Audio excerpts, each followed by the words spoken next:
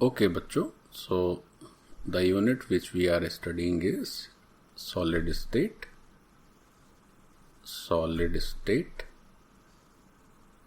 and in this lecture we are going to say what is unit cell, है ना. हम लोग unit cell पढ़ेंगे आज. So the topic to be covered is unit cell.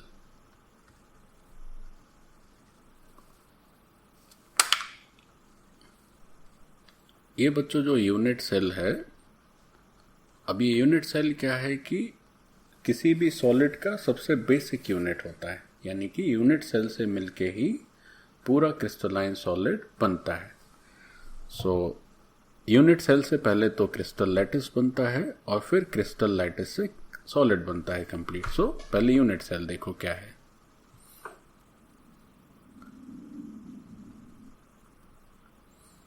So what is unit cell?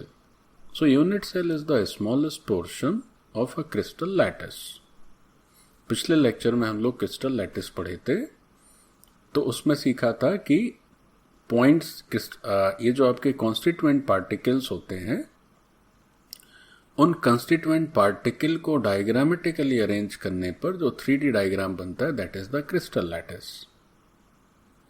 अब crystal lattice से भी एक छोटी चीज है, that is unit cell. So what is unit cell?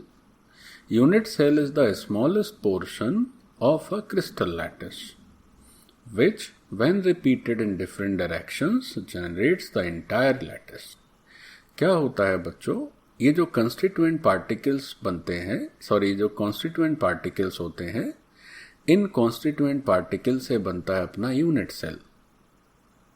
और यूनिट सेल को ही एक के बाद एक हर दिशा में आप एक के ऊपर एक के आगे पीछे ऊपर नीचे लगाते चले जाएंगे, तो क्या होगा, आपको एक क्रिस्टल लैटिस मिल जाता है. लैटिस का मतलब होता है बच्चों जाल, है ना. अगर हिंदी में इसका उच्चारण करेंगे, अर्थ समझेंगे, तो लैटिस मतलब जाल. तो क्रिस्टल लैटिस मतलब क्या हो गया, क्रिस्टल का जाल. और बहुत सारे जाल जो होते हैं वो बना देते हैं अपना सॉलिड. तो यूनिट सेल क्या हो गया, यूनिट सेल एक सबसे छोटा पोर्शन है क्रिस्टल लैटिस का. और यूनिट सेल को ही आप एक के ऊपर एक अरेंज करते जाइए in all the directions. You repeat unit cell in all the direction and you will get the entire lattice of the solid. Now let us see this picture. देखो, ये बड़ा सा जो ग्रीन कलर का आप एक फोटो देख रहे हैं, 3 डायमेंशनल फोटो है ये. तो उस ग्रीन कलर के फोटो के बीच में एक छोटा सा एक डब्बा दिख रहा है आपको. दिस क्यूबिक बॉक्स, क्यूबिक कह लें या क्यूबॉइड कह लें, व्हाटएवर, मान लेते हैं ये क्यूब है. तो ये एक क्यूबिक बॉक्स जैसा आप देख रहे हैं. और अब इस क्यूब के 4, या आप ऐसे कह लें कि आप 4 क्यूब एक प्लेन में अरेंज कर दीजिए.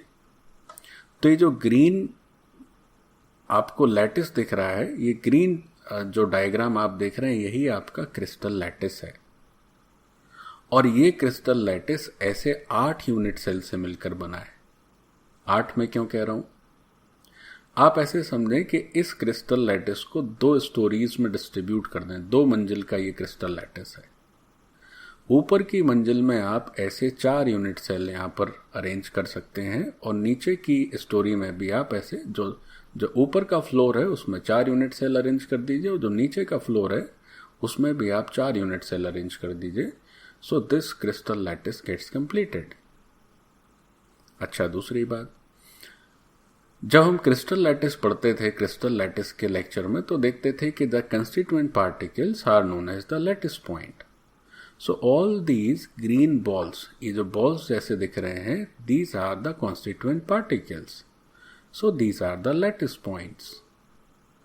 अब आपसे अगर ये पूछा जाए कि इस क्यूबिक यूनिट सेल में कितने कंस्टिट्यूएंट पार्टिकल्स इन्वॉल्व हैं, तो आप क्या कहेंगे? आप कहेंगे कि सर इस क्यूबिक यूनिट सेल में हमारे 8 कॉन्स्टिट्यूएंट पार्टिकल्स इन्वॉल्व हैं. 1, जैसे ये एक हो गया बच्चों, एक ये हो गया 1 2 3 4 5, 6, 7, 8। इस एक क्यूबिक यूनिट सेल को बनाने के लिए number of particles involve are 8। तो if someone asks that how many particles are involved in this unit cell, then you will answer, sir, there are 8 particles which are involved in this unit cell, है ना। आप definitely यही answer करेंगे कि sir यहाँ पर कुल मिलाकर 8 पार्टिकल से यूनिट सेल बनता है। करोगे कि नहीं? 8 पार्टिकल्स। लेकिन ये आंसर गलत हो जाएगा। क्यों गलत हो जाएगा? देखो, इसलिए गलत हो जाएगा, जैसे हम आपसे कहें कि ये एक पार्टिकल है, कॉन्स्टिट्यूएंट पार्टिकल, लैटिस पॉइंट, या इसको छोड़ो, इसको देखो तो बढ़िया समझ में आ जाएगा। इस लैटिस पॉइंट को देखें, या इसको भी छोड़ते हैं, इसको देखते हैं तो और अच्छा समझ में आ जाएगा। इस बीच वाले को देखते हैं, तो ये बच्चों जो अपना लैटिस पॉइंट है, this is contributing in 8 unit cells. How? जैसे ये आपका एक रेड कलर का बॉक्स दिख रहा है, इसके ठीक पीछे ये भी एक रेड कलर का बॉक्स होगा, है ना। तो इसके पीछे वाले यूनिट सेल को भी ये कंट्रीब्यूट करेगा। ऐसी एक रेड कलर का बॉक्स इस गड्ढे में आ जाएगा और एक रेड कलर का बॉक्स इसमें आ जाएगा। तो अपना जो ऊपर का फ्लोर है इस क्रिस्टल लैटिस का, in this upper floor we will have 4 unit cells, and this particle is contributing in all the 4. Similarly, in this ground floor, we are again having 4 different unit cells. So this particle is also contributing to the 4 unit cells of the ground floor. तो ये particle का contribution 8 unit cell में बराबर बराबर है। तो अगर ये पूछा जाए कि सर फिर एक यूनिट सेल में कितना कंट्रीब्यूशन है, तो आप कहेंगे कि सर एक यूनिट सेल में इस पार्टिकल का कंट्रीब्यूशन केवल 1/8 है। एनीवेज, ये अभी आगे समझेंगे हम लोग, अभी तो बस यही सीख लें, contribution of particle is all together a different lecture, वो हम लोग आगे करेंगे। बस मैंने आपको थोड़ा सा जानकारी दे दी कि यहाँ पर इस पार्टिकल का 100% कंट्रीब्यूशन नहीं है इस यूनिट सेल में। ऐसे ही अब जैसे ये जो क्रिस्टल लैटिस है, ऐसा तो है नहीं कि 2 ही फ्लोर का हो, इसके ऊपर भी आता है। तो अब एक फ्लोर यानी इसके ऊपर आ गया, तो जैसे ये वाला जो पार्टिकल है इसको देखो, तो ये पार्टिकल भी क्या होगा, ये जो फ्लोर अभी दिख रहा है इसके 4 यूनिट सेल को कंट्रीब्यूट करेगा और 4 ऊपर जो आ जाएंगे उन सबको कंट्रीब्यूट करेगा। तो यहां पर जितने भी बच्चों लैटिस पॉइंट हैं, they all contributing 1/8 of its part to 1 unit cell. So anyways, वो हम लोग आगे करेंगे। अभी तो बस केवल हम लोग यही समझ रहे थे कि यूनिट सेल होता क्या है। तो यूनिट सेल क्या हो गया कि एक यूनिट सेल को 3D में, जब यूनिट सेल को 3D में आप रिपीट करते जाइए तो you will get the crystal lattice. Crystal का पूरा लैटिस, पूरा संसार, पूरा उसका आर्किटेक्चर तैयार हो जाता है। So that is the unit cell. एक और बात है बच्चों, हम कहें कि क्या हमारा यूनिट सेल, जैसे यहाँ पे जो यूनिट सेल है, जैसे ऊपर के 4 और नीचे के 4 को आप अरेंज कर दें, तो बीच में देखेंगे कोई स्पेस या कोई गैप या कोई लीकेज, ऐसा कुछ नहीं है। बिल्कुल परफेक्टली एक दूसरे के साथ ये लोग मर्ज हो जाते हैं। 8 यूनिट सेल यहाँ पे नजर आ रहा है ना, बना हुआ है एक, ऐसे ही 3 और ऊपर और 4 नीचे। तो there is no chance of leakage, है ना। मतलब इनके एक यूनिट सेल का फेस दूसरे यूनिट सेल के फेस से परफेक्टली जो है कांटेक्ट में है। जैसे मान लीजिए मैं कहूं कि एक यूनिट सेल ऐसा है और एक यूनिट सेल से ऐसा है। Is it possible? Of course not. Why? अगर इस तरह की यूनिट सेल आप बनाएंगे तो आपका सॉलिड वीक हो जाएगा। क्यों वीक हो जाएगा? क्योंकि सॉलिड बीच बीच में से खोखला हो जाएगा। When you merge these two और you get these faces in contact, तो बीच में ये गैप आ जाएगा। तो ये भी ध्यान रखना है कि unit cell has a shape such that when multiple unit cells are arranged in 3 dimension, these cells fill the whole lattice without leaving space in between the cells. मतलब जब हम इनको मल्टीपल डायमेंशंस में अरेंज करते हैं तो क्या होगा, फिर कोई स्पेस नहीं होना चाहिए. इस तरह से यूनिट सेल का शेप होता है 3 dimensional. So this is what, this is a portion of a cubic lattice space in 3 dimension. ठीक, और उसका एक यूनिट सेल भी यहाँ बना हुआ है. आप ये चाहें तो लिख सकते हैं कि 8 पार्टिकल्स एक यूनिट सेल में नहीं है. थोड़ा सा लिख लीजिए. वैसे क्या होता है बच्चों कि जब सेल, जैसे यूनिट ब्रिबाइस लैटिस हमने सीखा कि 14 तरह के होते हैं. पिछले लेक्चर में आपको मैंने बताया था जब हमने क्रिस्टल लैटिस पढ़ा था. तो यूनिट सेल भी हमेशा क्यूबिक हो, यह आवश्यक नहीं. यूनिट सेल के भी अलग अलग शेप होते हैं बच्चों. तो उसमें पार्टिकल्स का अरेंजमेंट या पार्टिकल्स का कंट्रीब्यूशन अलग अलग होता है. जैसे यहां पर एक पार्टिकल का कंट्रीब्यूशन 1/8 है अगर क्यूबिक सेल है ना. चाहे तो लिख लीजिए. वैसे हम लोग आगे करने ही वाले हैं इसको. Still you can note down that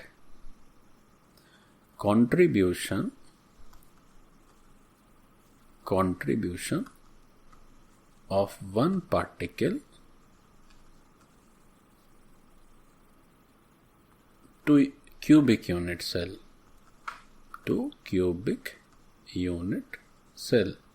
is 1/8. तो यहां पर पूछा जाएगा कि कितने पार्टिकल्स हैं इस यूनिट सेल में, तो आप क्या कहेंगे? आप कहेंगे सर कुल मिलाकर 8 पार्टिकल्स तो हैं, लेकिन हर पार्टिकल अपना 1/8 हिस्सा ही इस यूनिट सेल को देता है. So this is 1/8. So the result is only 1. So this unit cell is composed of only 1 particle. अब देखो कितनी मजेदार बात है. दिख रहे हैं 8, लेकिन चूंकि हर पार्टिकल का 1/8 portion is involve in 1 unit cell. So how many particles?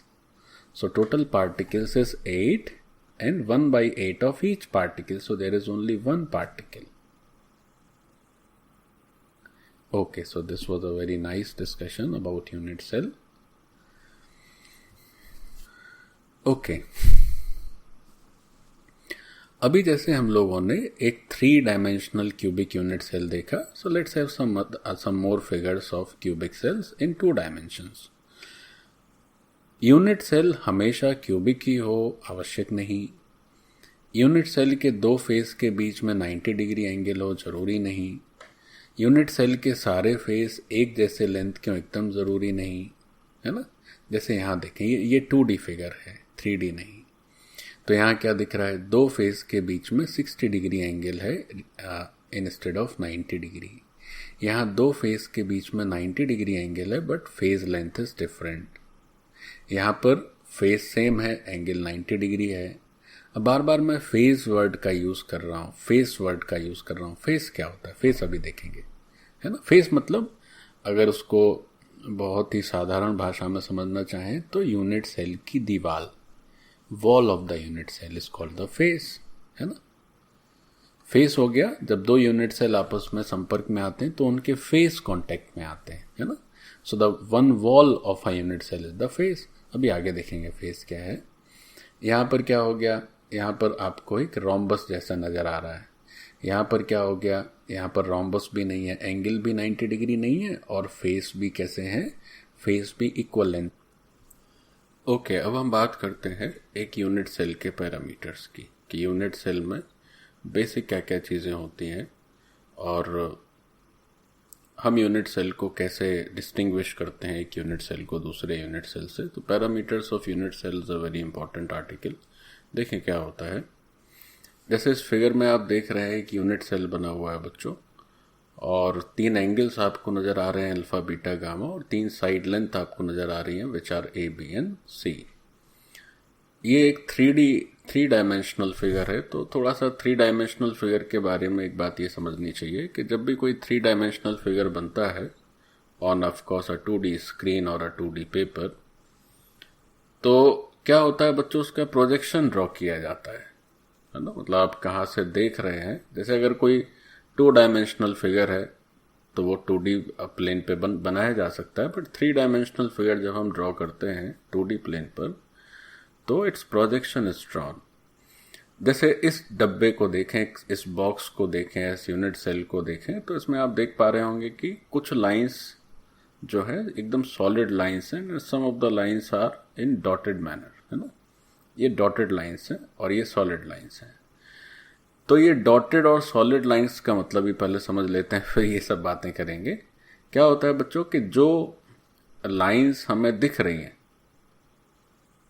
या जो चीज हमें दिख रही है, हम जिस तरह से देख रहे हैं उस 3 डायमेंशनल फिगर को, वो लाइंस क्या होती हैं? हमेशा सॉलिड लाइंस होती हैं। When you will be moving in higher classes और इंजीनियरिंग में जब आप जाते हैं तो शुरुआत में आपको एक इंजीनियरिंग ड्राइंग सब्जेक्ट पढ़ाया जाता है, तो उसमें आप और सीखेंगे इसके बारे में। तो इसको आप ऐसे नज़र से देखना चाहें, आपको इसको ऐसे देखना चाहिए कि ये जो 3 लाइंस हमें दिख रही हैं, ये 3 लाइंस एक्चुअली डॉटेड हैं तो हम देख नहीं पा रही हैं, पीछे छिप जा रही हैं। और हमें नज़र क्या आ रहा है? हमें ये सामने वाला फेस नज़र आ जा रहा है, हमें ये फेस नज़र आ जा रहा है और ये ऊपर वाला फेस नज़र आ रहा है। मतलब हम इस तरह से देख रहे हैं, इस तरह से देख रहे हैं कि हमें सामने वाला दिख रहा है, हमें ये इस साइड वाला दिख रहा है साइड फेस, और ये टॉप वाला फेस दिख रहा है। मतलब यहाँ जो 3 फेस दिख रहे हैं, 3 फेस हमें विजिबल हैं और 3 फेस विजिबल नहीं है इस बॉक्स में। एक ये पीछे वाला फेस विजिबल नहीं है, एक ये वाला साइड वाला फेस विजिबल नहीं है, और एक ये वाला फेस जो बॉटम है वो भी विजिबल नहीं है। हम केवल क्या देख पा रहे हैं? हम ये फ्रंट फेस देख पा रहे हैं, ये वाला साइड देख पा रहे हैं और ये टॉप देख पा रहे हैं। This side is not visible to us, this is also not visible to us, this is also not visible to us. ठीक, तो अब जरा समझें पैरामीटर्स ऑफ यूनिट सेल्स क्या क्या है। तो बच्चों, जो फेस पहले थोड़ा ये अगर आप फिगर बनाए तो अच्छी बात है। उसमें ये जरूर लिखें कि dotted lines in a 3D picture not visible in front view. मतलब हम जिस तरफ से देखते हैं उसमें डॉटेड लाइंस हमें नजर नहीं आती हैं। ठीक है बच्चों, देखो। अब इस 3 डायमेंशनल यूनिट सेल में 6 फेस यानी 6 दीवारें। अभी हम लोग बात कर रहे थे कि फेस का मतलब क्या हो जाता है? यूनिट सेल का wall. So there are together 6 walls, out of which 3 walls we can see and 3 walls we are not able to see. एक पीछे वाला वॉल, एक बॉटम वाला वॉल और एक ये खड़ा हुआ वर्टिकल वॉल किनारे। तो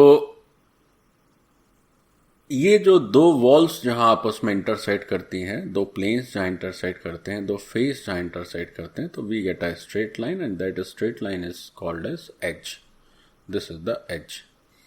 तो इस यूनिट सेल में ये जो आप लाइंस देख रहे हैं, ये लाइंस क्या है? या ये जो किनारा है, ये किनारा ही क्या कहलाएगा? एज कहलाएगा। So these edges may not be perpendicular definitely.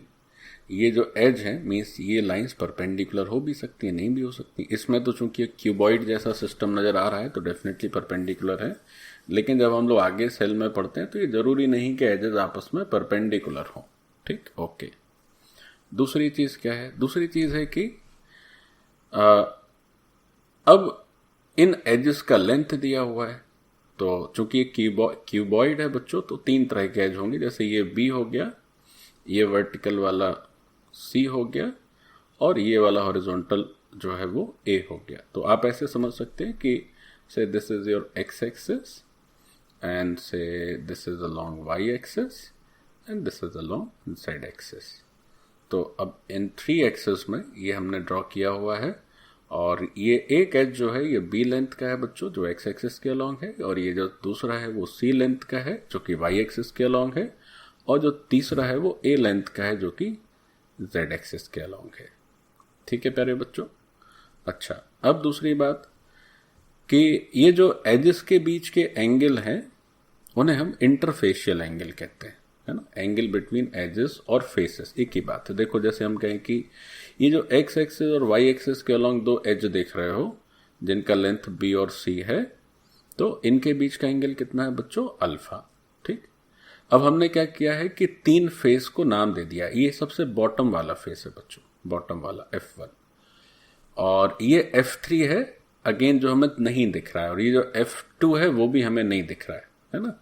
ये वाला फेस ये है, this face, this is F2, and this back face is F3 and this bottom face is F1. So if you say कि sir ये जो vertical और ये horizontal F1 और F2 हैं, इनके बीच का एंगल क्या है, तो आप सोचें कि इसको आपको खड़ा करके यहां पे ले जाना है, तो F1 और F2 के बीच का एंगल बच्चों अल्फा है। आप ऐसे भी कह सकते हैं कि ये जो एज है और ये जो एज है इसके बीच का एंगल अल्फा है। सिमिलरली अगर आपसे कहा जाए कि F2 और F3 के बीच का एंगल कितना है ना, तो ये जो F2 है ये वाला फेस है और F3 ये वाला फेस है ना, तो इस फेस और इस फेस के बीच का एंगल कितना है, तो ये एंगल आएगा। So this is the angle same as edge between the angle of edge A and edge B, तो ये एंगल है बच्चों गामा। अब ऐसे कहा जाए कि ये जो वर्टिकल F3 फेस है और ये जो लेटा हुआ F1 फेस है, तो इस लेटे हुए फेस और इस खड़े हुए फेस के बीच का एंगल क्या है। So if you take the angle, this angle is beta, this angle is beta. ठीक, तो ये जो इंटरफेशियल शब्द है ये तो फेस से ही आया है ना, तो इंटर का मतलब हुआ, इंटरफेशियल का मतलब हुआ कि फेसेस के मध्य का angle. So these three angles are alpha, beta and gamma. Okay, so this is just the illustration of a unit cell having three edges A, B and C and three interfacial angles alpha, beta and gamma. Okay, तो ये तो रहे unit cell के 6 parameters, और उन 6 parameters में क्या होता है बच्चों, 3 होते हैं एज लेंथ और 3 हो जाते हैं interfacial angle. If you change the shape and of course size of the unit cell, तो क्या होगा, इनमें चेंजेस आने लगेंगे। तो क्या होता है बच्चों, ये यूनिट सेल जैसे जैसे हम नए नए तरह के पढ़ते हैं तो सब में बस क्या फर्क हो जाता है, एज लेंथ और इंटरफेशियल एंगल्स चेंज हो जाते हैं। Okay, so thus the unit cell is characterized by 6 parameters A, B, C, alpha, beta and gamma. 3 are the edges and 3 are the interfacial angles. तो ये जो एंगल है faces के बीच के, तो अभी जैसे हम लोग पीछे चर्चा कर रहे थे कि F1 और F2 के बीच का एंगल अल्फा है, F2 F3 के बीच में गामा है और F1 F3 के बीच में बीटा है। अब the same angle is between two edges also, तो F1 और F2 और B और C, इसको एक बार समझ लेते हैं पीछे जाके, फिर बाद बाकी आप वैसे ही समझ सकते हैं। F1 और F2 के बीच का जो एंगल है वही एंगल एज B और C के बीच का है। देखो जरा F1 F2 जरा देखें क्या है, ये जो नीचे वाला फेस है this is F1, this vertical is F2। तो F1 को और F2, आप ऐसे समझे कि F1 को खड़ा करके F2 तक ले जाना है, तो कितने एंगल से उसको घुमाना होगा, तो उसको आप अल्फा एंगल से घुमाएंगे। So the same angle is between edge B and edge C। तो सिमिलरली ऐसे ही गामा किस किस के बीच का एंगल है, A और B के बीच का, और फेस की बात करेंगे तो F2 और F3 के बीच का। बीटा किस किस का एंगल है बच्चों, बीटा एंगल है A और C का, और फेस की बात करोगे तो F1 और F3 के बीच का एंगल है। ओके, तो यही बातें जो मैंने आपको समझाई यहाँ पर डिटेल में लिखी हुई हैं, तो आप चाहें तो इनको नोट कर सकते हैं, तो आपको एकदम स्पष्ट रहेगा कि किन फेस और किन एज के बीच के angle alpha, beta and gamma है। अब आता है फर्स्ट लॉ ऑफ क्रिस्टलोग्राफी। अब ये जो फर्स्ट लॉ ऑफ क्रिस्टलोग्राफी है ये कुछ नहीं है, दरअसल एक साधारण सी बात है, बट उसको साइंटिफिक लैंग्वेज में फर्स्ट लॉ ऑफ क्रिस्टलोग्राफी बोला गया है, तो हमें याद रखना चाहिए। तो ये जो फर्स्ट लॉ ऑफ क्रिस्टलोग्राफी है ये हमें बताता है कि जो इंटरफेशियल एंगल्स होते हैं वो कांस्टेंट रहते हैं। तो this is also known as law of constancy of interfacial angles. तो ये क्या कहता है, ये कहता है, तो जरा एक बार देख लें, मैं आपको थोड़ा ड्रॉ करके दिखा देता हूं।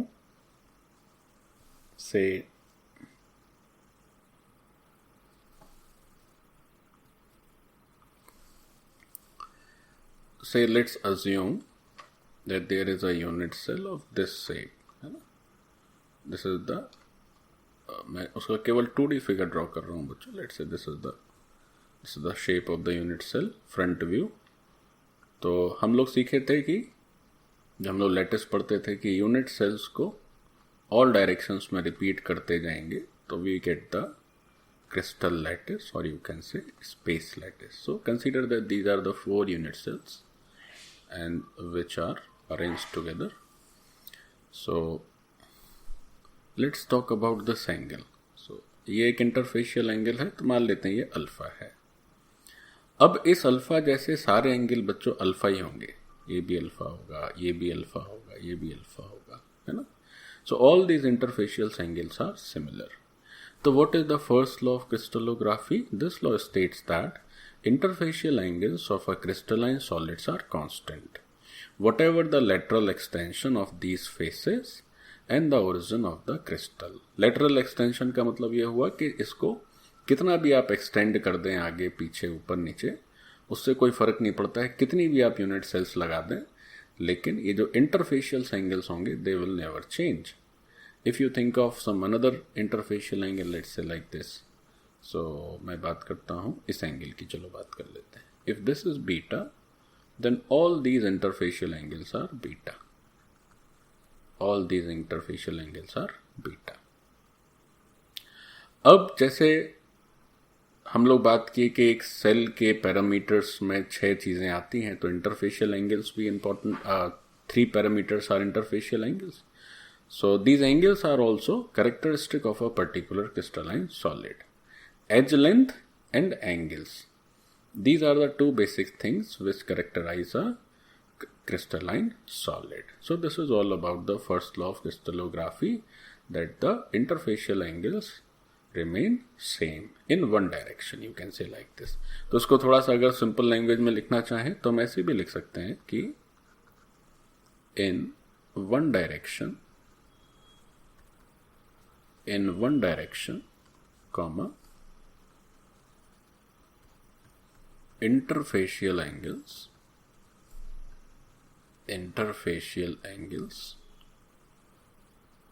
remain same. Interfacial angles remain same. Okay, so this is done.